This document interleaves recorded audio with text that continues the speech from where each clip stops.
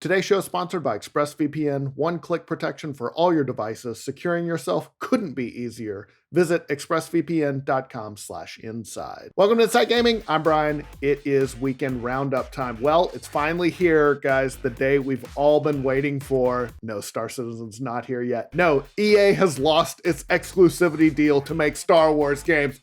Hold on a second. I just gotta... Woo! Yes, we did it. Now, as you probably know, people have been hoping for this for a long time, given that EA has repeatedly squandered its exclusivity license by making games like Star Wars Battlefront 2, which was an overly monetized piece of junk. Actually, the game itself, not that bad, but the monetization... Well, it finally sounds like Disney had enough. This week, they announced the formation of Lucasfilm Games, bringing back the classic branding that will put all Star Wars games under a single umbrella. And as part of that, it looks like they're going to be very Star Wars promiscuous, let's say, working with a bunch of different studios to make Star Wars games. So yes, it's what we hoped for. It's here. It's good news. Douglas Riley, vice president of Lucasfilm Games, told StarWars.com that we're looking to work with best-in-class teams that can make great games across all our IP. So I guess not EA at all then. That's what I read out of that. As an example, they brought up a big new upcoming collaboration with Ubisoft. Lucasfilm Games and Ubisoft's Massive are working together on a new open world Star Wars game, and they have started a quote long-term collaboration. Now, Massive is Massive Entertainment. They're of course owned by Ubisoft. They're known for their work on Tom Clancy's The Division. And yes, now they're doing an open world Star Wars game. Pretty exciting. Riley had nothing but praise for Massive and said, it's fun to imagine what the team at Massive can do within Star Wars by bringing their innovative spirit and their commitment to quality. Yeah, they're Swedish. You know, I feel good. You know, they got a commitment to quality over there. I have no idea what I'm saying. I bought a bunch of stuff from IKEA. Maybe I should take that back. Anyway, the project is going to utilize the Division's Snowdrop engine, and it's led by Julian Garrity, who was the director of The Division 2. Wired reported that this new project basically heralds the end of EA's 10-year deal of exclusivity for AAA Star Wars games. Now, when asked about that 10-year deal, though, Lucasfilm Games didn't go into specifics, but Disney Games executive Sean Shoptaw said, EA has been and will continue to be a very strategic and important partner for us now and going forward, but we did feel like there's room for others. That's a bad quote. Like, I know whenever they try to sound really positive like that, that's not good for EA, at least. It's good for the rest of us. Riley also praised EA, kinda, saying they're really proud of the games we created with EA, which I translate to mean they're really proud of Fallen Order. After that, he went on to say, we will continue working with them and our relationship has never been stronger.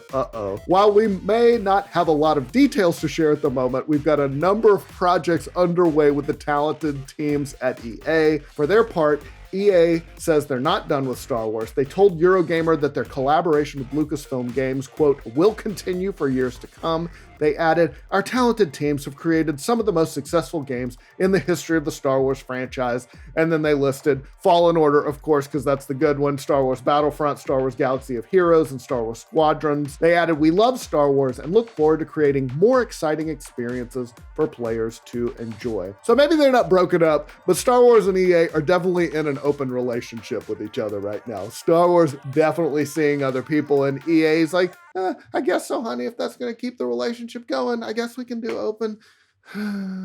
Personally, I want to see Devolver Digital make a Star Wars game. They put out a recent tweet saying they'd be into it. Let's do it. Riley said there is more to come, saying this is just the beginning of what I think is going to be a very exciting year for Lucasfilm Games. Cool, awesome. All right, now I need, let's see, a new Knights of the Old Republic, a remastered Republic Commando, new Star Wars Racer, Star Wars Galaxy 2. Oh, and can EA maybe lose all their other exclusive deals too? That would be great. All right, moving on. Now, while we're talking about the new Lucasfilm Games as part of their new brand, this new relaunch of Lucasfilm, Bethesda is working on a new Indiana Jones game. This is the newsiest week ever. I wish we still had the dailies. We would have been doing dailies all week on this. Bethesda set the internet on fire this week, teasing the upcoming Indiana Jones game. It was like scrolling over a bunch of maps and a typewriter, and then you saw the fedora and the bullwhip, and you're like, oh, It's on, dude. In a subsequent blog post on StarWars.com, they gave a few more details about it. Machine Games, they're going to be making it. They're, of course, known for the new Wolfenstein games. Those are great. So they're used to punching Nazis. This is very comfortable territory for them. It'll be executive produced by Bethesda's Todd Howard. The blog added that the game will tell a wholly original standalone tale set at the height of the career of the famed adventurer. That's awesome. All right, let's talk about some bad news. Cyberpunk 2077, been a big mess. You know it. I know it. The American people know it. But CD Projekt Red says the first big update is coming in the next 10 days. So that might be less now. It's probably like a week or less than a week now when you're watching this. In a video this week, co-founder Marcin Iwinski apologized to players and added that he and the board members of CD Projekt Red were the final decision makers for the state of the game. Side note, you know the video is going to be bad news when it's titled Our Commitment to Quality. You don't have to say that when you deliver actual quality.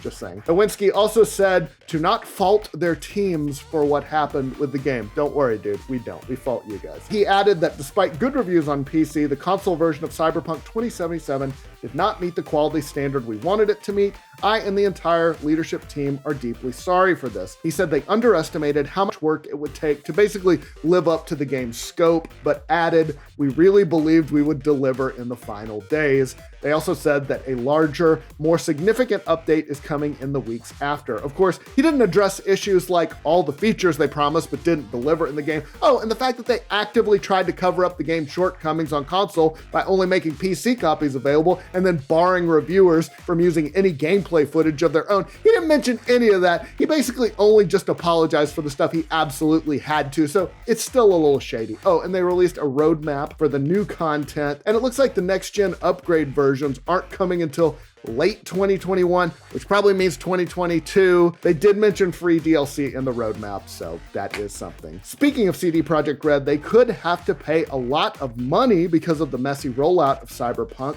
Poland's Consumer Protection Office is looking into the many issues the game has had. Again, like how terribly it runs. It runs like a slideshow on base PS4s and Xbox Ones. In a statement, Poland's Office of Competition and Consumer Protection said that the government office will be checking up on CD Projekt Red's progress on all the promised patches that were intended to bring the console versions up to, let's say, a playable state. They said they'll also be checking on how the developer is working on introducing corrections or solving difficulties that prevent the game from being played on different consoles. They also said they're going to pay attention to how the developer responds, quote, to people who have complained and are dissatisfied with the purchase due to the inability to play the game on their equipment despite the manufacturer's previous assurances. So, if they don't live up to all this, CD Projekt Red could potentially face a fine of up to 10% of its annual revenue. That's huge. I doubt that'll end up happening, but that's a pretty big stick to hold over him. Two big developers, Riot Games and Bungie, you might have heard of them,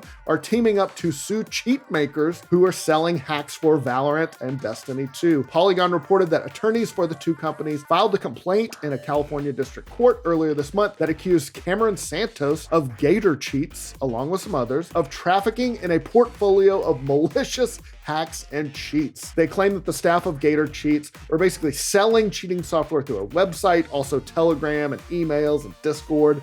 Basically, they were selling access to the cheats. So you could pay $90 a month to be a scumbag or $500 for a lifetime of being a dirtbag online. It's the usual stuff. It's aimbots, cheats that show enemy health and equipment, stuff like that. Bungie has issued a cease and desist to the group before, but they claim they're still selling cheat software. All right, time for a 5-second review.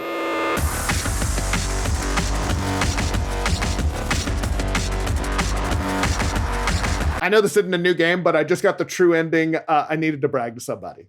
I got the true ending. That's it.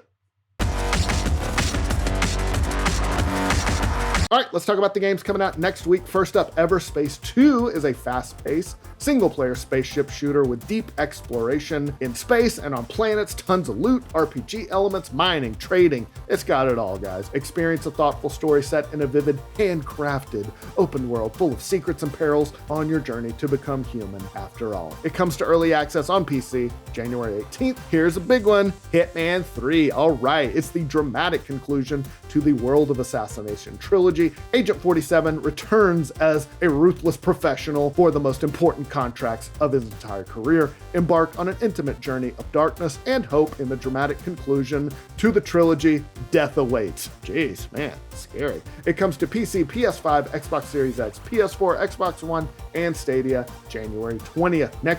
Last up, this is the last one, Ride 4, the ultimate racing experience for all two-wheel lovers. Get ready to break the boundaries between game and reality. Ride 4 brings the challenge to a whole new level of realism. It's got hundreds of bikes, tracks, and riding gears replicated to the finest detail with the most advanced technologies, a competition like never before. Ooh, hell yeah. It comes to PS5 and Xbox Series X January 21st. That's all the news I got for you this week, guys. I hope you're having a great weekend. We'll see you next week.